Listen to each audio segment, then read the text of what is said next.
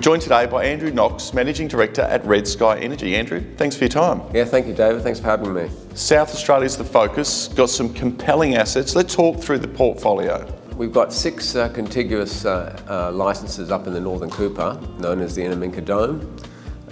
We got into those a few years ago and farmed them out to Santos.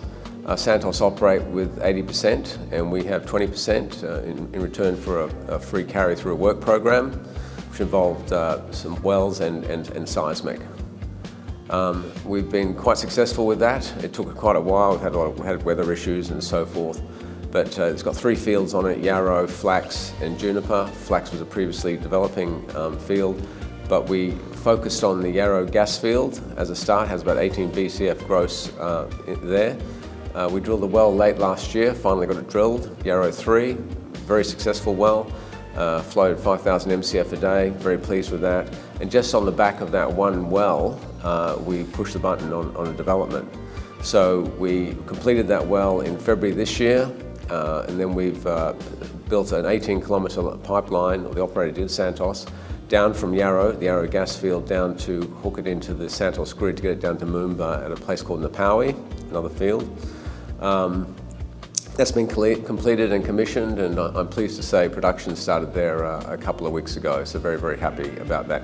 We're still in the throes of working out the final contracting for processing, the transport arrangements, and for the sales there's also liquids, there's ethane and condensate, as well as the gas. And then from there it'll go to the various markets from Moomba. So very, very happy with that result. We also today announced we've got a seismic acquisition happening, likely in the fourth quarter this year.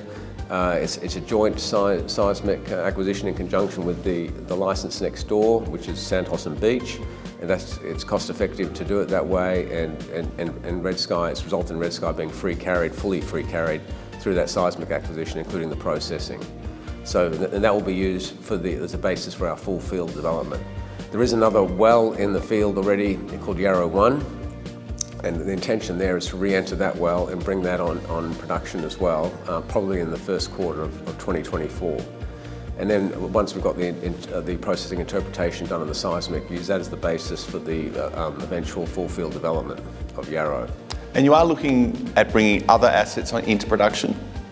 Yes, we are. We're down in the southeast. We have a PRL 13. It's on the edge of the Penola Trough. In South Australia, we have the Killinor oil field within that. We have that 100%. And we've been working very, very hard to get a oil contract for the sale of the oil out of that field, which we've done. We've contracted with Viva down in Geelong to take all the crude produced, subject to usual specifications.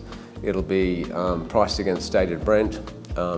The process now is obviously we've got to get government approvals, and then we'll open up one of the wells. There's 2 existing wells on that field. DW1, which has 5 metres of pay in it. It's got a pump and production tubing. So we'll start an extended production test there to get that into production. But there are other zones that we will eventually perforate.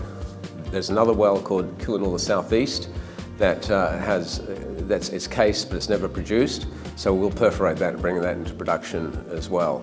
The crude actually itself is quite waxy, it's paraffinic, which we've had some issues with. So we're now going to use an additive to reduce the pour point, which is the same additive that Santos use up in the Cooper for flow assurance for their Cooper Basin crude.